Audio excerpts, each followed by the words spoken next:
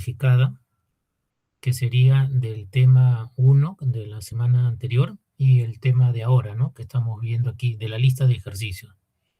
Para que no sean muchos temas, entonces sobre esos dos puntos, sobre esos dos tópicos, vamos a tomar una práctica calificada, ¿no? Una primera práctica. A ver, ¿alguien ya resolvió algún ejercicio?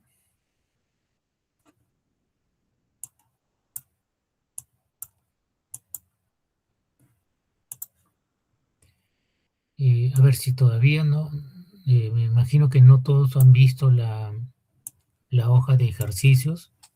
Me imagino que algunos recién lo estarán viendo. A ver, vamos a dejar unos 20 minutos y de ahí yo voy a estar aquí conectado. Si tienen consulta me dicen. Y en 20 minutos iniciamos. Si ustedes tienen que presentar, entonces lo presentan. Ya saben, aquellos que están mostrando su solución, entonces sería un punto para su práctica número 1 que vamos a tomar en la siguiente sesión. Y en el caso no salgan, entonces yo les voy a dar la ayuda que corresponde para que lo puedan resolver, ¿no? En las principales preguntas, ¿no? Profesor, Sí. oh, yo resolví la pregunta 1, pero creo que es la más simple. Bueno, claro, es cualquier pregunta, ¿no? Pues, o sea, para que ustedes muestren su resultado, su respuesta o su solución, es cualquier pregunta, no es que vamos a escoger, ¿no? Bueno, a ver, en 20 minutos para que mientras sus compañeros o usted mismo puede ir resolviendo otro ejercicio y usted puede mostrar al inicio, de aquí en 20 minutos, puede mostrar la pregunta 1, ¿no? Si lo desean.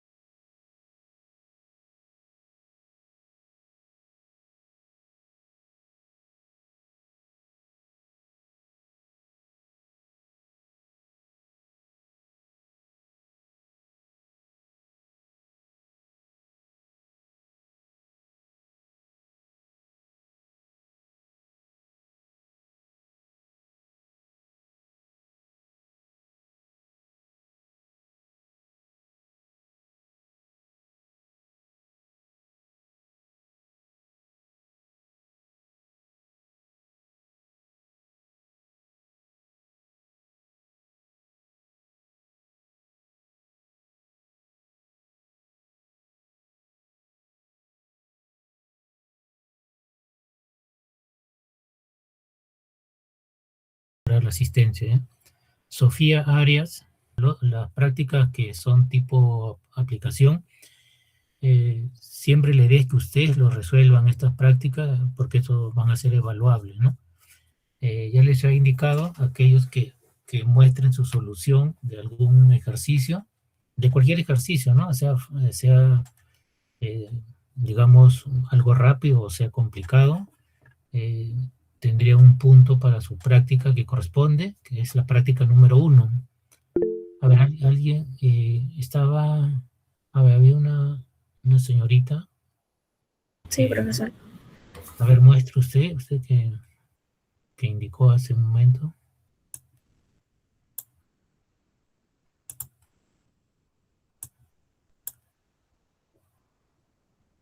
Ya, sí se logra visualizar, ¿verdad, profesor? Sí. Y bueno, la primera pregunta justo hablaba de lo que se vio casi en las primeras clases, que era el del campo de radiación. Y bueno, lo que nos dice es hallar la densidad de flujo en un punto P, la afluencia de fotones en una hora y la afluencia energética en unidades de electronvoltio y joule. Bueno, de dato nos dice de que el campo de rayos X en el punto P es de 7.5 por 10 a la 8 fotones en esta unidad, kiloelectronvoltios también, y que está uniformemente distribuido. Bueno, el espectro en este caso es de 10 a 100 kiloelectronvoltios. Bueno, la primera pregunta, o la parte A, nos dice la densidad de flujo en el punto P. Justo densidad de flujo lo podemos entender como tasa de fluencia, que es los fotones que atraviesan un área por unidad de tiempo. Y como nos da el dato de que está distribuido uniformemente, lo que hacemos solo es multiplicar. En este caso solo hacemos la diferencia, en este caso del espectro, que sería 90 kiloelectronvoltios, y lo multiplicamos por los fotones. Y así tenemos la fluencia de fotones que atraviesan un área por unidad de tiempo. En la parte B nos dice la afluencia de fotones en una hora, así que solo estoy, digamos, convirtiendo lo que sería en una hora, 3.600 segundos, y bueno, eso es lo que nos quedaría, los fotones, la afluencia de fotones en una hora. Por último, nos pide la afluencia energética, que, bueno, en este caso, al principio nos da dato un espectro de 10 a 100 kiloelectronvoltios, y lo que hice fue, de alguna manera, sacar el promedio de esa energía. Y luego del promedio, lo único que hice fue multiplicar por la afluencia de fotones que obtuve hace un momento, que fue en horas, y mi resultado fue 1.3365 por 10 a la 16 kiloelectronvoltios. Obviamente esto sobre el metro cuadrado. Y como nos dice ponerlo en unidades de electronvoltio y joule, lo que hice fue, bueno, esto está en kiloelectronvoltios, así que solo al decimal le agregué 3 y sería a la 19. Y para, bueno, pasarlo a joule, esta es digamos, la conversión, que sería un electronvolt igual a 1,602 por 10 a la 19 joule, y lo multipliqué. Entonces el resultado sería 2.1410 por joule, bueno, la unidad sería joule por metro cuadrado. Y bueno, eso sería la pregunta 1, profesor. Ya, ok, ahí sigue compartiendo, solo dejan en la parte A. Sí. Sí. A ver, ¿alguien tiene alguna observación sobre la solución que ha hecho su compañera?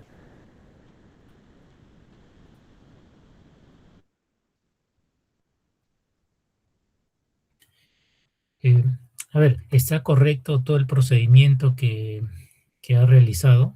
O sea, así como usted lo ha realizado y como le he explicado, está correcto, ¿no? Solo vamos a hacer unas pequeñas, digamos, analizar algunos detalles. La primera parte me dicen determine la densidad de flujo en el punto P. Bueno, el punto P es donde está esa afluencia, ¿no? Es ese dato que ahí se está mostrando, eso es la afluencia, de 7.5 por 10 a la 8, esa es la afluencia. Entonces en ese punto yo ya tengo la afluencia y en ese punto me piden calcular la densidad de flujo. Y la densidad de flujo era, a ver, ¿cómo lo ha tomado? La densidad de flujo era la tasa de fluencia, ¿está correcto? Eso está correcto lo que está indicado ahí. Ahora, ¿qué más hay allí? A ver. Ya, aquí, luego dice como es uniforme, o sea, me indica ahí uniformemente distribuido entre 10 y 100 kilovoltios. Entonces allí ha hecho el ancho de energía involucrada entre 10 y 100. Entonces a esa tasa de fluencia que tiene allí, esa tasa de fluencia, le está multiplicando por 90 ket, ¿no? Pero ahí, a ver, ahí hay un detalle. Ustedes ya conocen un espectro de rayos X. Eh, a ver, aquí me dice, ahí me dice, ¿no? Un campo de rayos X. Entonces, como ustedes ya conocen un espectro de rayos X, y el espectro de rayos X no es que todos tengan la misma energía, es como una gaussiana, ¿no? Recuerden, hay un espectro, es una gaussiana, y yo tengo energías pequeñas que pueden estar partiendo ahí del orden de los 10 kiloelectronvoltios. Luego va subiendo la intensidad, cuando voy subiendo la energía va subiendo un poco la intensidad, y llego a un punto intermedio donde tengo la energía promedio, y luego comienza a bajar, ¿no? Como una gaussiana. Y por ahí, cuando está bajando, aproximadamente entre 59 y 68 kiloelectronvoltios, están los picos característicos, están por ahí, ¿no? Pero sigue bajando, ¿no? Sigue bajando la tendencia de la curva continua. Hasta que llego al punto máximo, en este caso sería 100 kiloelectronvoltios, sería 100, pero ese 100 ya prácticamente cero en el eje horizontal, ¿no? Lo que le quiero decir con eso es que no todos tienen la misma energía. O sea, si yo acá se asume que la fluencia me dice los 7.5 por 10 a la 8 fotones por metro cuadrado, segundo y energía, estoy asumiendo, cuando yo lo multiplico por 90, estamos asumiendo que todos tienen la misma energía. Y eso no es así, ¿no? Recuerdan, en la primera práctica, nosotros teníamos dos opciones. Yo trabajo en forma diferencial, donde para cada energía tengo el valor de fluencia, que era la fluencia diferencial, ¿no? En la tabla tenemos eso, ¿no? Yo puedo trabajar con eso, que sería lo más adecuado, ¿no? Energía, su fluencia diferencial, energía, su fluencia diferencial, y luego lo sumo, ¿no? Porque eran datos, los iba a sumar. Entonces estaba sumando cada energía, y observen, la energía variaba desde 1 hasta 34 o de 1 hasta 90, ¿no? O sea, no era el mismo valor de energía. Ahora, la otra opción era cuando les comenté que podíamos hacer nosotros un análisis una primera aproximación, una aproximación gruesa, como se puede decir, ¿no? Una aproximación gruesa es que yo trabaje con los valores totales. Yo tenía el integral total y tenía la afluencia total, y como tenía la afluencia total, o sea, ya me olvido de la diferencial, sino la afluencia total, y luego multiplicaba la afluencia total por la energía. ¿Pero qué energía? Multiplicaba por una energía representativa, y esa energía representativa era la energía media. O sea, eso es lo que teníamos ahí, ¿no? Entonces nosotros acá tenemos la afluencia total. El dato que me dan en el punto P, esa es la afluencia total, en ese punto. Entonces, como ya tengo la afluencia total y no tengo una tabla que me indique fluencia diferencial, entonces no me queda más, como dice, no tengo otra opción que trabajar con esa primera aproximación que yo les había indicado, ¿no? Fluencia total, entonces necesito la energía representativa, que era la energía media. Eso es lo que necesito.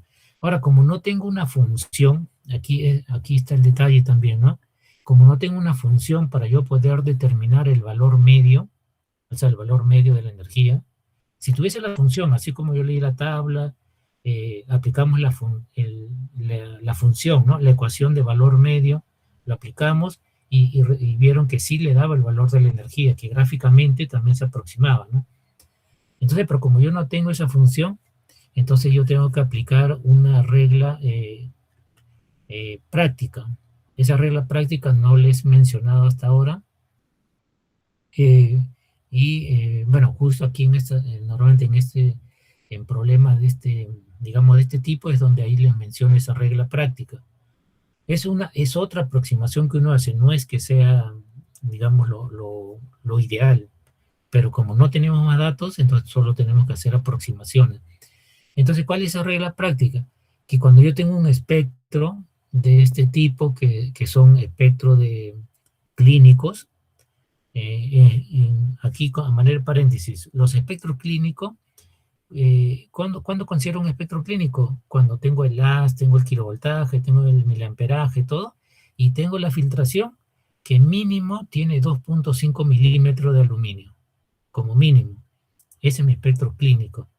Luego yo puedo tener un espectro clínico optimizado, o un espectro clínico, digamos, elaborado, o nuevas versiones de los espectros clínicos. Cuando yo hablo ya de espectros clínicos optimizados, entonces ya no hablo de un espectro estándar, sino hablo de un espectro, digamos, elaborado, que ya cumple otros requisitos. Pero el espectro estándar se aproxima a una, podemos aproximar a un cálculo bien práctico de la energía media. ¿Y cuál es ese cálculo práctico de la energía media? O sea, de un espectro clínico normal, no optimizado. Recuerdan que en la clase anterior yo le mostré un espectro, por ejemplo, de 70 kb, ¿no? Y luego ese espectro de 70 kb yo todavía podía aumentarle un pequeño filtro, o sea, ya se optimizaba. ¿Qué es lo que hacía cuando optimizaba? Cambiaba kilovoltajes o cambiaba filtros, ¿no? Y luego tenía un espectro de KB, un espectro de alto KB, y azul, que era el espectro, digamos, estándar. Pero luego yo tenía otros espectros cuando le aumentaba el 0.1 de cobre o 0.3 de cobre. Lo mismo que le mostré como ejemplo en esas gráficas que están pintadas de color, que le decía, ese es un trabajo que se ha hecho y que se ha implementado, donde reducíamos nosotros de una técnica T sub 0, que era una técnica estándar, le proponíamos modificar, ¿no? O el kilovoltaje y el filtro. Entonces, esas son técnicas ya optimizadas, ¿no? La técnica estándar, lo que teníamos originalmente, y luego la técnica optimizada. Esta regla que yo le voy a indicar ahorita es básicamente para un espectro estándar, no para espectros optimizados, sino para un espectro estándar. Y como aquí en el ejemplo no me dice nada, solo me dice que yo tengo un campo rayos X, tengo una afluencia ahí, y que me piden la densidad, ¿no? La densidad, o sea, la tasa de fluencia me piden ese punto. Entonces, tengo que aplicar lo que conozco. Entonces, yo necesito acá el valor de la energía, pero no la energía máxima, ni mínima, sino yo necesito una energía representativa, que eso se le llama energía media. Entonces, tengo que aplicar mi regla estándar. Y mi regla estándar es que cuando yo no me indica los detalles para yo poder calcular la energía media, entonces aproximo. ¿Cuál es mi aproximación? Es tomar del valor máximo, yo tomo 1/3 del valor máximo y eso sería mi energía media. O sea, eso se cumple para espectros estándares. O sea, 2.5, digamos hasta 3 quizás milímetros de aluminio, ¿no? 2.5 era el mínimo, pero yo puedo usar más, ¿no? 2.5, 2.6, 7, 8, quizás hasta 3 milímetros podemos considerar una técnica estándar. Pero cuando yo ya tengo milímetros, aparte de ese 4 milímetros de aluminio, yo tengo cobre, que el cobre es más pesado, entonces esto es técnica optimizada, entonces ya no se cumple esta relación de 1/3, ¿no? Entonces acá está bien como ha usted optado, señorita, solo que faltaba ese detalle, ¿no? Ese detalle que nos sirven a veces para hacer estos cálculos, ¿no? Cálculos rápidos nos sirven. Y ahí, o sea, del detalle, o sea, no tomemos como error, sino el detalle que necesitamos acá es que yo necesito el valor de energía representativa, y eso sería la energía media, y sería 1/3 del valor máximo. O sea, de 100, 1/3 sería 33.333, ¿no? Entonces, eso sería aquí, en vez de 90 sería ese valor de 33, ¿no? Y solo ese detalle, ¿no? O sea, tengan en cuenta, o sea, ya estamos tomando algunos casos prácticos, ¿no? En el cual nos sirven para solucionar esto, ¿no? Y la parte B y todo es una secuencia de la A, ¿no? De la A parte todo, ¿no? Luego, en la B, como ya su compañera lo indicó, ya tiene que identificar el tiempo, ¿no? Y en la parte, eh, Mira, eh, no sé. en la parte C, nuevamente tiene que multiplicar por la energía media, ¿no? Porque esta es la afluencia energética, o perdón, esta es la afluencia de fotones, y yo para obtener la afluencia energética tengo que multiplicarle por la energía media, ¿no?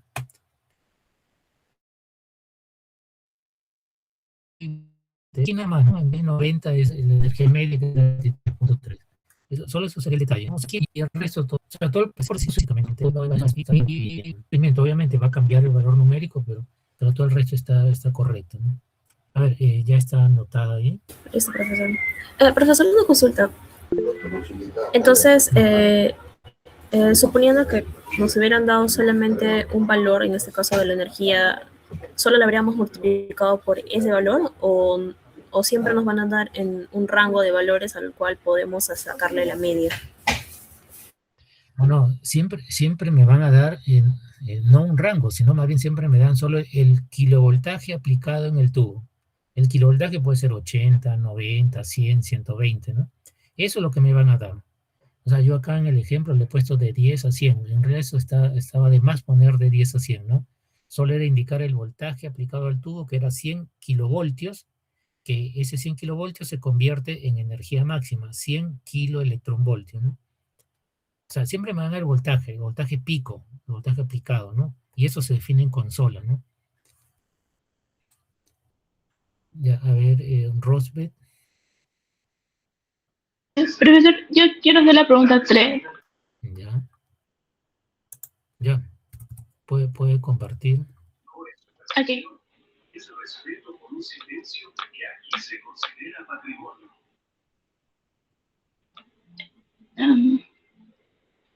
Profesor, yo le hice la misma diapositiva por lo que estoy en laptop y no podía escribir muy bien.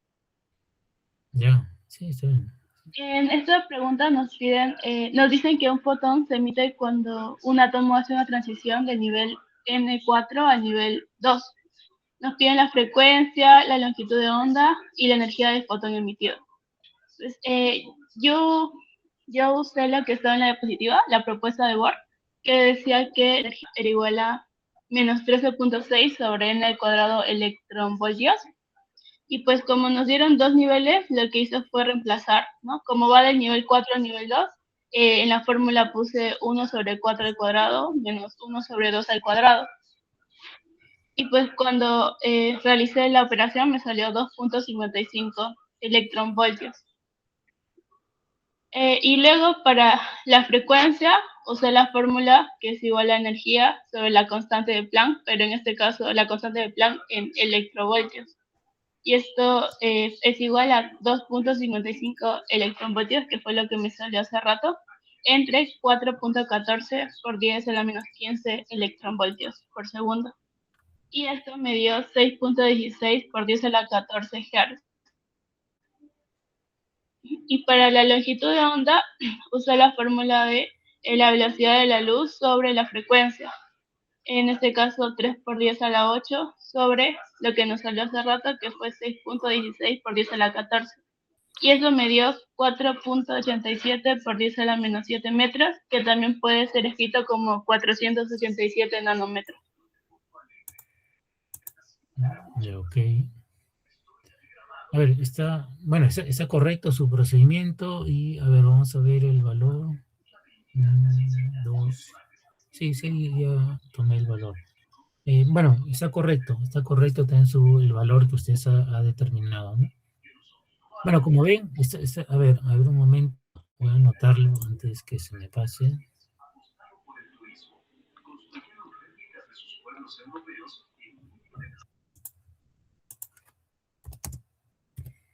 Ya le anoté. Bueno, jóvenes, como ustedes ven, no es complicado y por eso le decía, lo más importante es que ustedes lo resuelvan, o sea, que ustedes son los que tienen que cumplir el objetivo, ¿no? Está correcto, bueno, ya está anotado ahí, señorita. Dante, a ver, de una vez continúe. Sí, profesor. Yo resolví el ejercicio número 8. un momento.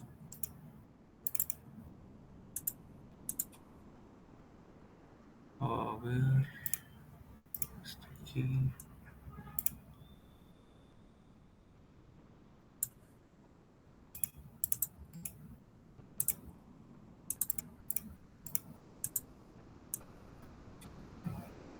Listo, ¿se ve? A ver. Aquí están las hojas. El ejercicio número 8 nos dice que para un ion que cumple la teoría de Bohr, cuando su electrón sufre una transición desde una órbita en donde su energía es de 0,91 electronvoltios y de radio igual a 12,54 Armstrong, emite un fotón de una longitud de onda de 1028.23 Armstrong. ¿Qué velocidad en centímetros por segundo tiene un electrón después de ocurrida la transición? Primero que nada, aquí está, ¿cierto? Aquí tenemos el ejercicio número 8. En la órbita tiene esta energía, el radio en la órbita que tiene y la longitud de onda que va a tener el electrón al transitar de una órbita a otra. Entonces, la energía primero tenemos que hallar la energía del electrón. Esto se utiliza con la constante de Planck, es decir, igualar la energía del electrón es igual a la constante de Planck multiplicada por esta V, como mi compañera anterior mencionó, no es velocidad, es frecuencia, y la frecuencia es igual a la velocidad de la luz entre la longitud de onda.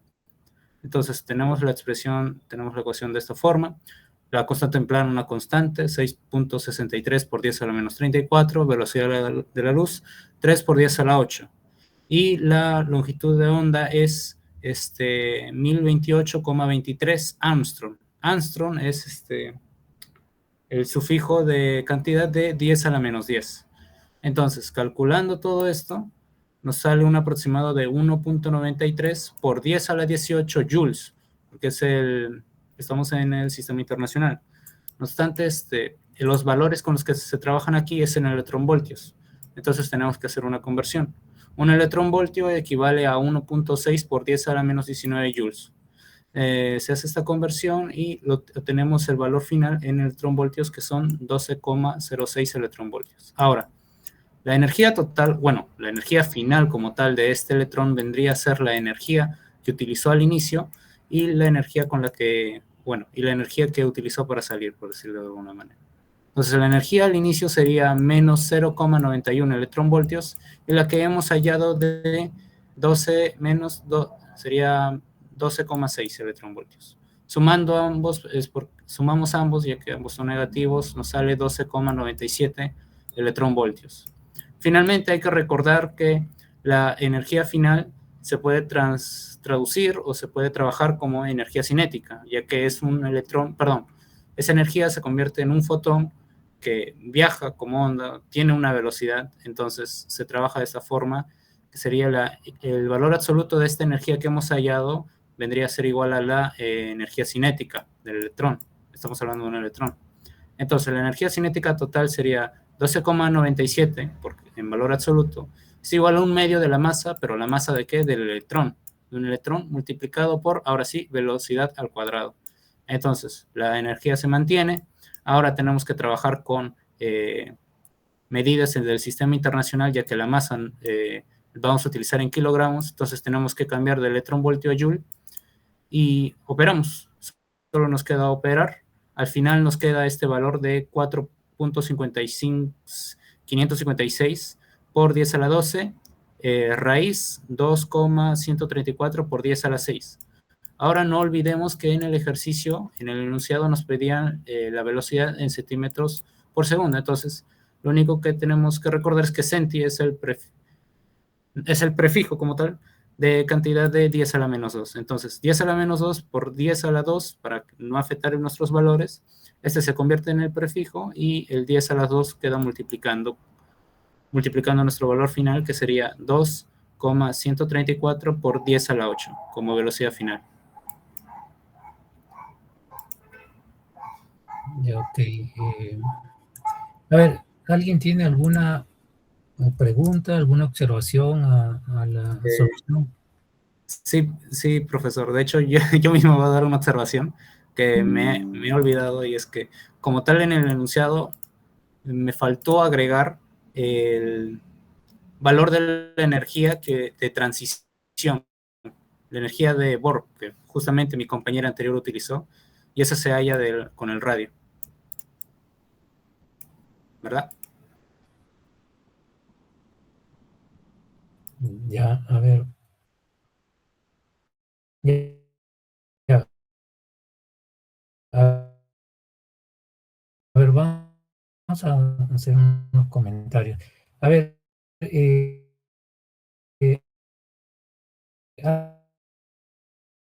¿alguien tiene alguna observación? ¿Puedes mostrar ahí tu solución?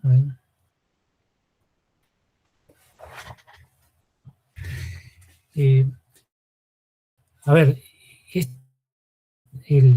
digamos, el enfoque como tú le has dado es un enfoque, digamos, clásico, ¿no? Según la mecánica de Newton, ¿no? Analizando, bueno, la energía cinética y todo ello, ¿no? Que, o sea, la solución normalmente cuando se habla de estructura atómica, no lo ven desde este punto de vista, pero está bien tu análisis, o sea, no es que esté mal, está bien tu análisis y sale del orden que tiene un electrón. Ahora, no sabría decir, pero sí está de este electrón allí, ¿no? O sea, sí están dentro del orden, o sea, yo su análisis, pequeños valores numéricos para el orden de magnitud está correcto. Eh, a ver, ¿qué otro detalle ahí? El otro detalle es que lo que tú has hecho, como te digo, según tu análisis, es de la mecánica clásica, lo que nos enseña en física general, ¿no? Ese análisis, y está correcto. Ahora, el otro análisis que se hace es según la teoría de Bohr. La teoría de Bohr también analiza según Newton, ¿no? Según el movimiento de las partículas, ¿no? Solo que ya se involucra un poco con la física moderna de ese tiempo, donde ya hablaban un poco de dualidad onda-partícula, y ahí ya se asemejaba el movimiento,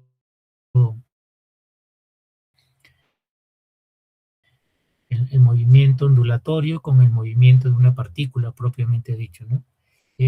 Ahora sí, puedes dejar de compartir. Y a ver,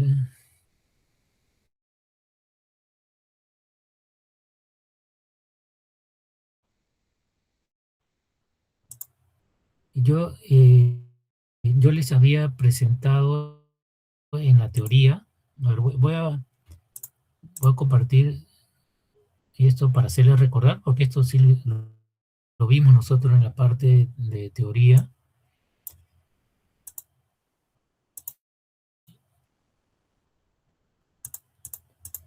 Eso de acá, estoy mostrando aquí el resumen, ¿no? No está de todo el proceso. Cuando él hizo la fuerza eléctrica, o sea, el movimiento circular del electrón con respecto al núcleo que era el protón. Entonces, él comparó, ¿no? Comparó este análisis que sigue siendo de la mecánica newtoniana, ¿no? Sigue siendo ese análisis. Y él encontró estas del electrón. Él encontró estas relaciones, ¿no? Entonces, esa pregunta que a ustedes, esa pregunta 8 que estaba ahí, por ejemplo, ¿qué dato me estaban dando? El radio. O sea, me estaban dando este dato del radio. Todo el resto son constantes.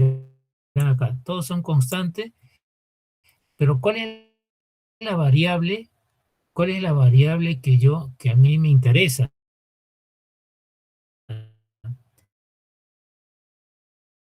Es el n. O sea, el dato que yo necesito por acá es el n. O sea, si yo determino el n, y aquí puedo despejar, ¿no? Puedo despejar el n. Entonces yo el n, si yo encuentro el n con esta ecuación de acá, entonces el n lo reemplazo acá en la velocidad. Lo reemplazo y ya tengo el cálculo de la velocidad. Más directo quizás porque esto está hecho también en base a esa misma teoría de la mecánica newtoniana, ¿no?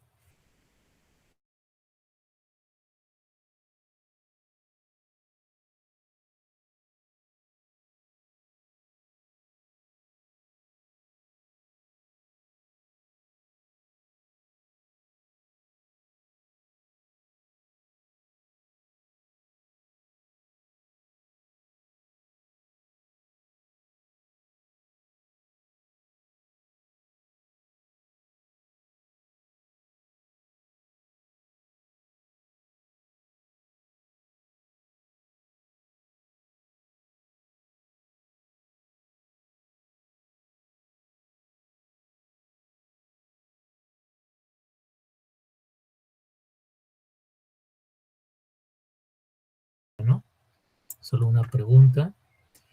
La pregunta 3, de la pregunta 3 en adelante, casi todas son de estructura atómica. Así como su compañera hizo la pregunta número 3, ese mismo análisis lo vamos a hacer para todas. La 4 es lo mismo, ¿no? Balmer, ya saben, de un nivel a otro nivel, pero está especificado qué nivel es, ¿no? Balmer creo que es a nivel 1, ¿no? Todo a nivel 1. Luego la 5, calcule la velocidad del electrón, es lo mismo que su compañero ha hecho en la 8. Luego teníamos la 6, la energía emitida por el átomo de hidrógeno es tanto, calcular el radio de la órbita. Es lo mismo, es el mismo esquema, ¿no? Entonces, ¿qué tengo que hacer ahí? Con esa energía, calculo el valor de n. Calculo el valor de n, y teniendo el valor de n, entonces yo ya puedo encontrar el radio, ¿no? Pues el radio depende del valor de n, ¿no?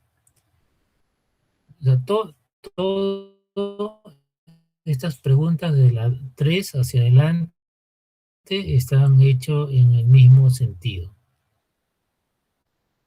Todas ellas, ¿no? Parecen complicados o no, pero todos están lo mismo, las transiciones, ¿no? La estructura atómica. A ver, la última, me hablan ya de un campo eléctrico necesario para extraer un electrón. Quizás esto no sea tanto, bueno, es estructura atómica también, pero eso sí es un poquito diferente, ¿no? Al otro.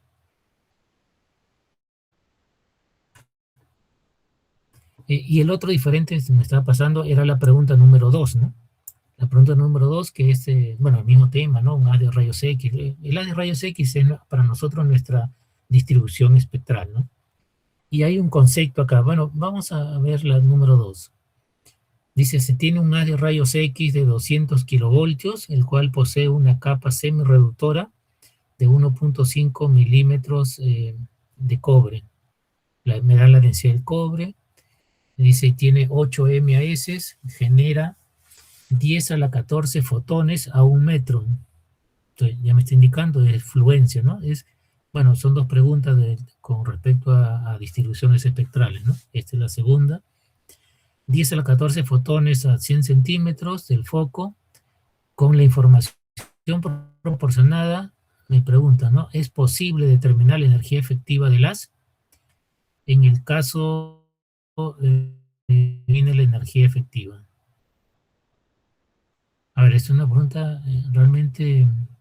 Bueno, es directa, solo que acá se está mostrando otro método para calcular la energía media. Aunque aquí me da la energía efectiva, ¿no? A ver, ¿alguien ha intentado hacer esta pregunta?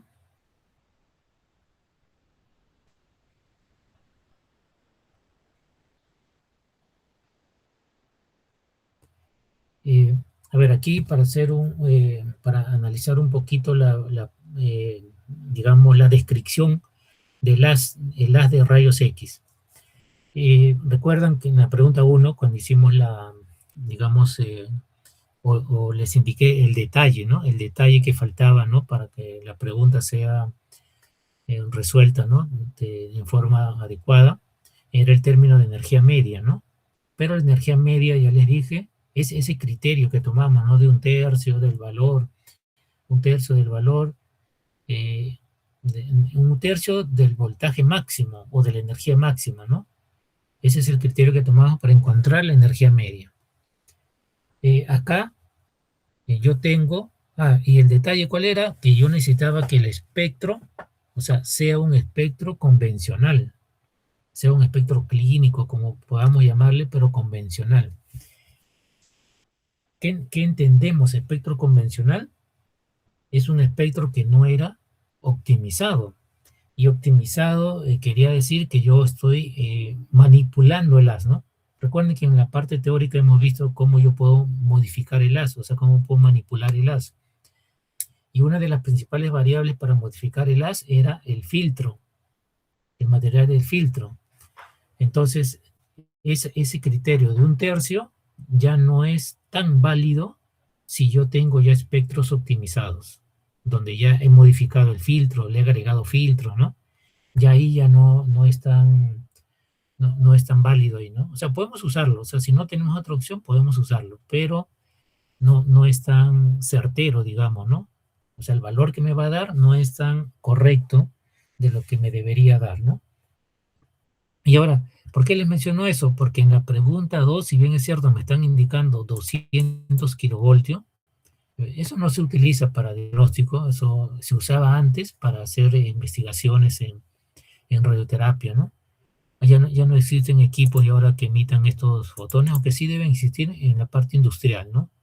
En la parte médica no, ya no existen estos equipos, ¿no? Pero luego acá me hablan de HBL, de 1.5 milímetros de cobre, no de aluminio, de cobre. Y el cobre es bastante más pesado que el aluminio. Entonces, este 1.5 de cobre, a ver, solo haciendo una aproximación así bastante gruesa, ese 1.5 milímetros de cobre debería equivaler más o menos a unos 10 milímetros de aluminio, quizás hasta un poco más. Entonces, ¿eso qué quiere decir? Que yo estoy trabajando acá con un espectro filtrado, un espectro optimizado. Entonces, aquí, para esta situación, ya no encaja, o sea, ya no sería la mejor opción, ya no es que yo diga, entonces tomo el valor del kilovoltaje máximo a la 1/3, y eso sería mi energía media, ¿no? Entonces ya no encaja eso. Podría usarlo, o sea, si no tengo ninguna otra opción, podría usar yo ese criterio, siempre y cuando ya no tenga opción, pero aquí yo tendría que explorar cuál es lo más adecuado, porque eso definitivamente no es lo más adecuado de yo tomar 1/3, ¿no? Porque ya es un espectro filtrado o atenuado, ¿no? Atenuado u optimizado, como podamos llamarle, ¿no? Después, ¿qué otros detalles, digamos, está en esta pregunta? Es la energía efectiva. Bueno, yo les creo que sí les comenté de la energía efectiva. La energía efectiva tiene una connotación más física, más del fenómeno en sí, ¿no? Y la energía media es un concepto más matemático. Recuerden, la energía media, yo lo calculaba en función a la ecuación de valor medio. El valor medio es aplicable a cualquier función, sea física o no sea física, ¿no? Entonces, es un concepto matemático la energía media. Y la energía efectiva tiene que ver más con el fenómeno físico. ¿Cuál es el fenómeno físico? Recuerdan que cuando yo tengo un bloque, llega la radiación, y sobre ese bloque, a ver, vamos a colocarlo acá. Yo puedo tener acá un bloque cualesquiera. A ver, por acá. Yo puedo tener acá un bloque, ¿no? Sobre ese bloque yo puedo hacer incidir haces de rayos X. Vamos a suponer que sean haces de rayos X, ¿no? Él puede venir por acá. A ver acá, vamos a darle otro color.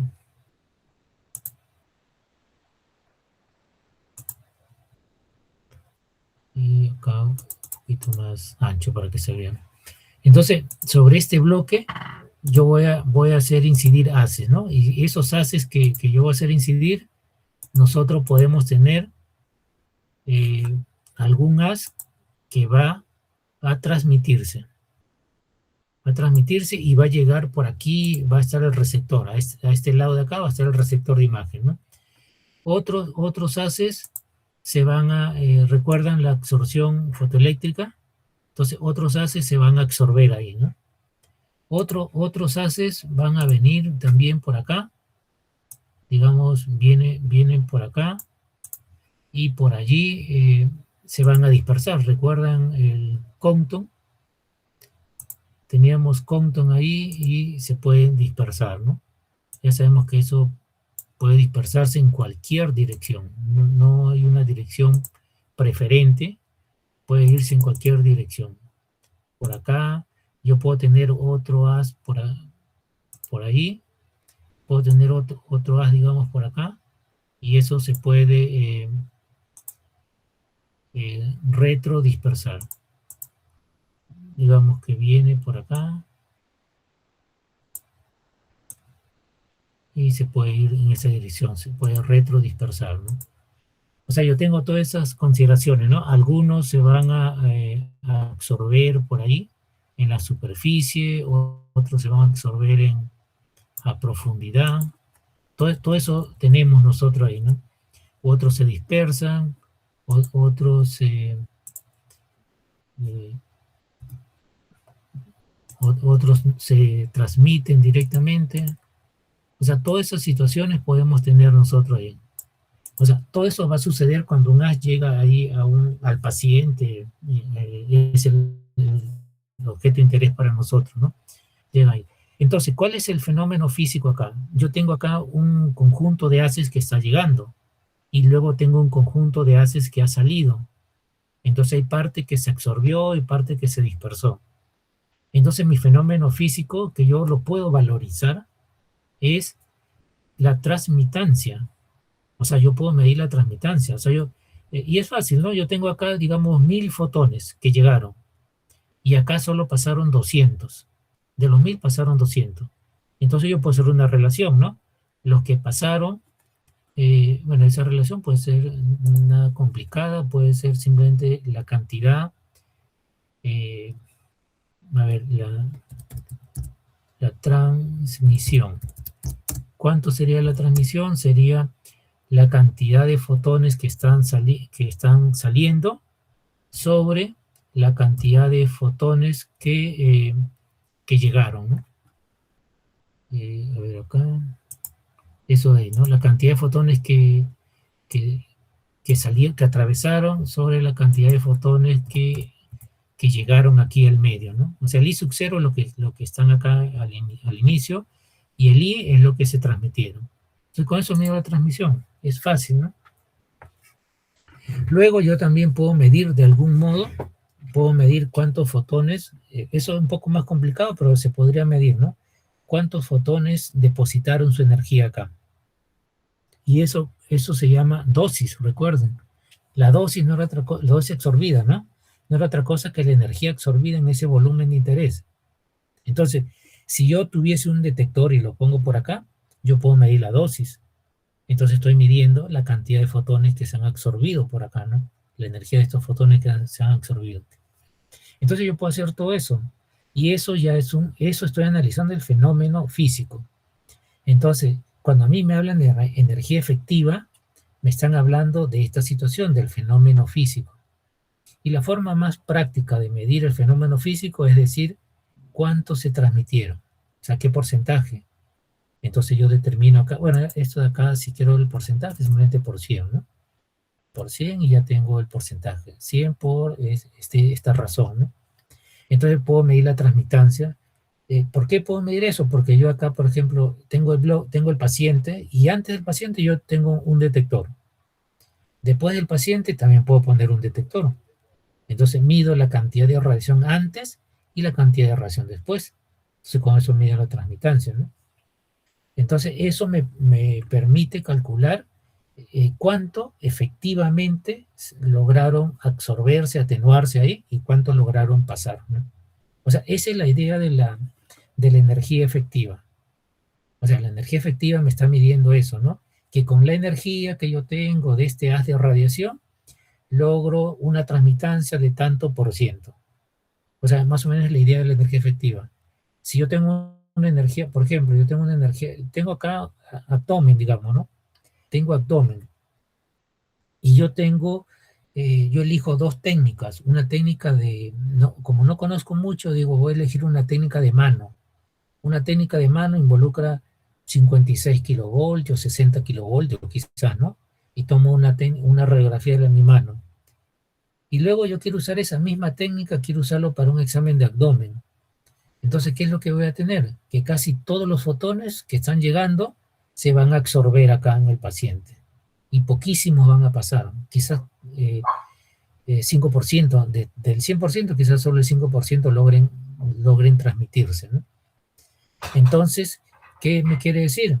Que la energía efectiva era muy pequeña para lograr transmitirse y llegar al receptor, ¿no? Ahora yo cambio mi técnica, ahora tengo una técnica de 90 kilovoltios, que es la técnica más adecuada, digamos, para un examen de abdomen. Entonces hago mi ensayo y resulta que acá yo tengo una gran cantidad de fotones que se transmitieron y lograron formar la imagen, ¿no? Lograron formar la imagen. Entonces, obviamente, esa energía era la energía adecuada para yo ocasionar un efecto físico que era la transmitancia, para ocasionar y forme la imagen. Entonces, ese es el concepto de energía efectiva. Pero como ven, yo tendría que tener un detector acá adelante, uno ahí detrás del paciente, y eso no es práctico. O sea, no es práctico, es un poco, se puede hacer, que se puede hacer, ¿no? Pero no es muy práctico si yo lo veo de un punto de vista que si voy a medir sobre un paciente o para optimizar una técnica de un paciente, ¿no? Es por eso que como no es muy práctico, es por eso que hay muchos autores, digamos, que trabajan en este tema, que esa energía efectiva lo reemplazan por el concepto matemático, por energía media. O sea, lo reemplazan así, ¿no? Y la energía media, ya saben, si yo tengo todos los datos de fluencia diferencial, yo calculo la energía media por una fórmula. Y si yo tengo acá un espectro que es convencional y no tengo datos de fluencia diferencial, entonces yo hago mi aproximación de 1/3 de mi valor máximo, ¿no? Y obtengo mi energía media, ¿no? Solo que ahorita estamos en un caso que no es un espectro convencional y me piden la energía efectiva, ¿no? Entonces ahí está el lío, un poco cómo calcular la energía efectiva, porque no me están dando datos de transmisión, no me están dando, solo me dicen acá que a 100 centímetros genera 10 a la 14 fotones, solo me están diciendo eso, ¿no? Que a 100 centímetros, ¿no? Genera 10 a la 14. Y no me dan más datos, ¿no? O sea, yo puedo decir 100 centímetros aquí justo antes donde está el paciente, o justo después, no lo sé, no me dicen nada de eso, ¿no? Entonces, si no me dicen, entonces yo tendría que buscar alguna referencia, o incluso yo tendría que buscar algún método, y a mí me dan acá un método, el HBL. Si hablamos de HBL, me aparece en la primera sesión de práctica. ¿Alguien recuerda qué era el HBL? A ver, HBL.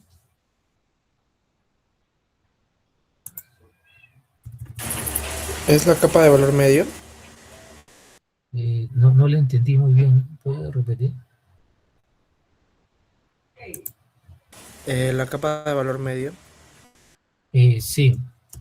Claro, HBL significa Hall Value Layer, ¿no? De valor medio de la capa, ¿no?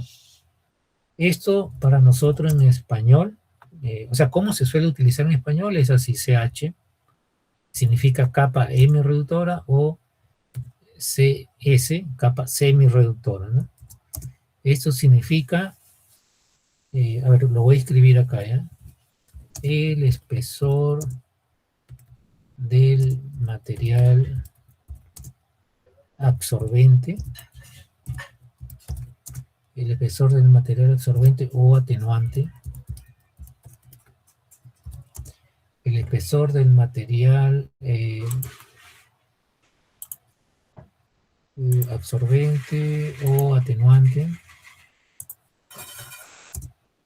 que reduce a la mitad la intensidad. Eso de intensidad también puede ser dosis, ¿no? O dosis. El espesor de material absorbente o atenuante que reduce a la mitad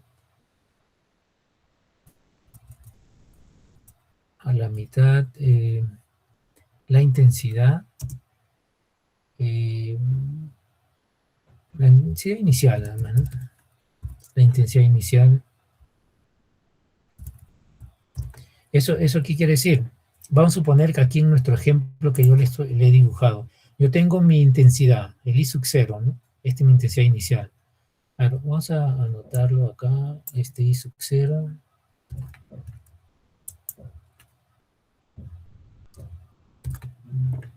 Acá acá, este es mi I sub 0, ¿no?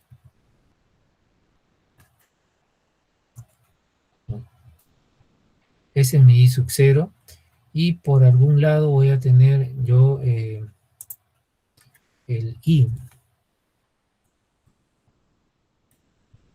El I al otro lado, ¿no? Cuando sea transmitido.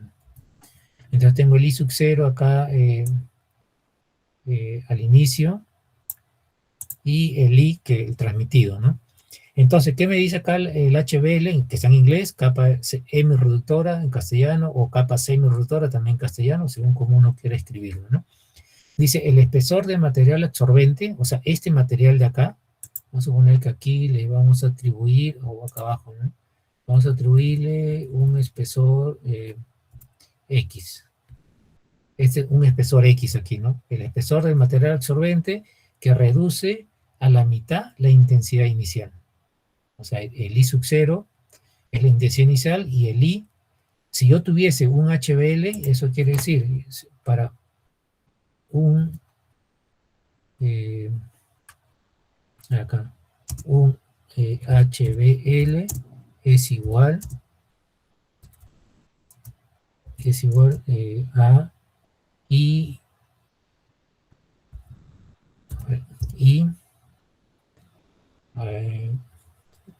bueno, vamos a copiarlo acá. Es igual a I sub 0 a la mitad, ¿no?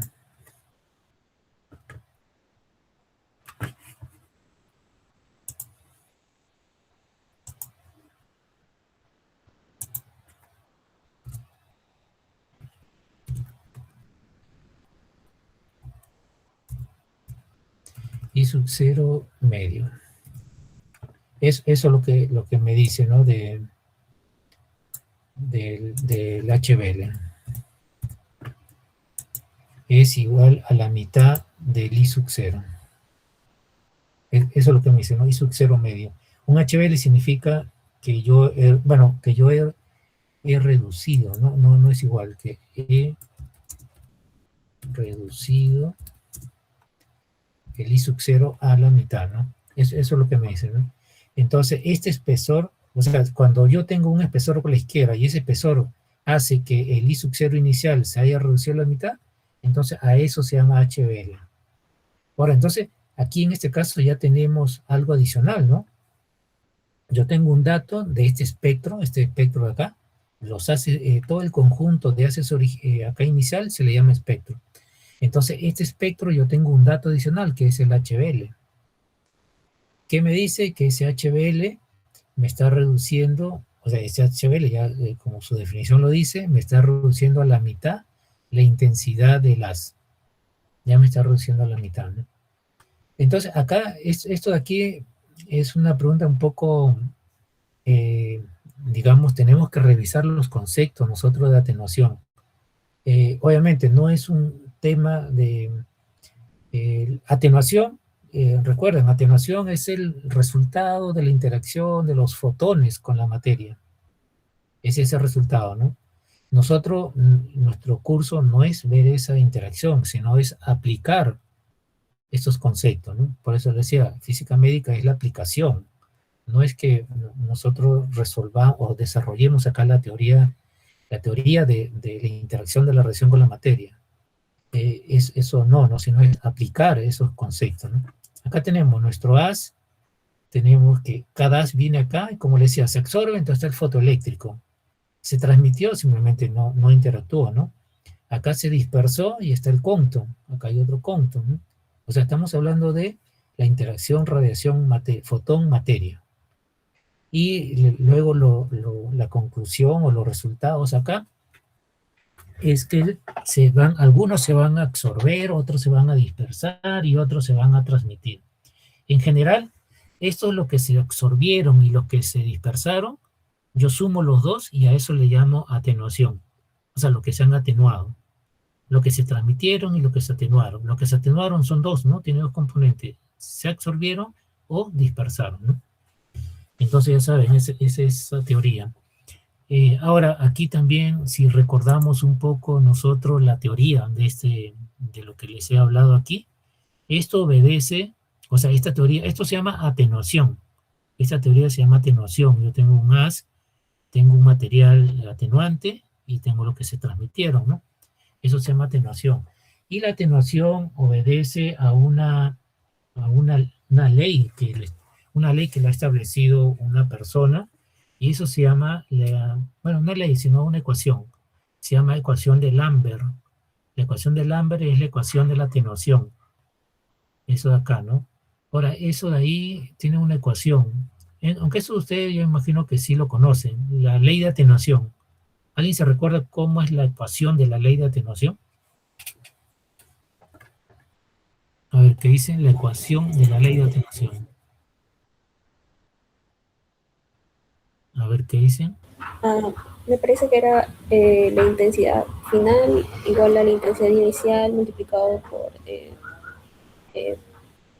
creo que era elevado a la menos el tiempo multiplicado por la norma. Era igual que la actividad. Claro, es parecido a la actividad. Es casi lo mismo que la actividad, ¿no? La actividad iba decayendo. ¿Cómo decae? Con una función de atenuación. Acá es lo mismo, ¿no? Tengo el I sub 0, esto se multiplica por una exponencial, la función exponencial. Y la función exponencial es por, ahorita lo elevo eso, ¿no? El mu por x. A ver, esto de acá.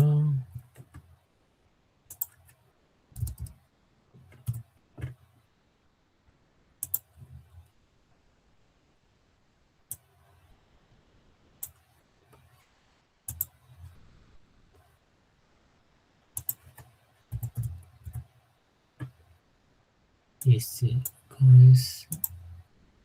Esta es la ecuación de atenuación. El I, o sea, la intensidad que salió, va a ser igual a I sub 0 por el factor de atenuación. Este es el factor de atenuación.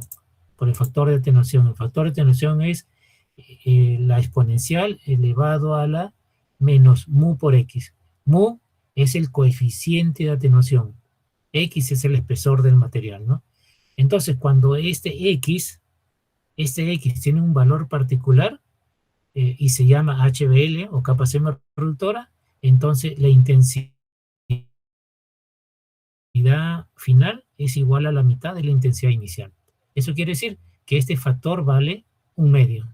O sea, cuando este factor, acá, lo que está remarcado en celeste, cuando ese factor vale un medio, entonces el X, el valor de X, se llama HBL, ¿no? Ahora, esto tiene su desarrollo aquí, tiene su desarrollo, y ese desarrollo, a ver, vamos, cuando X, ¿no? A ver, vamos a poner el valor. Si X igual, vamos a poner así,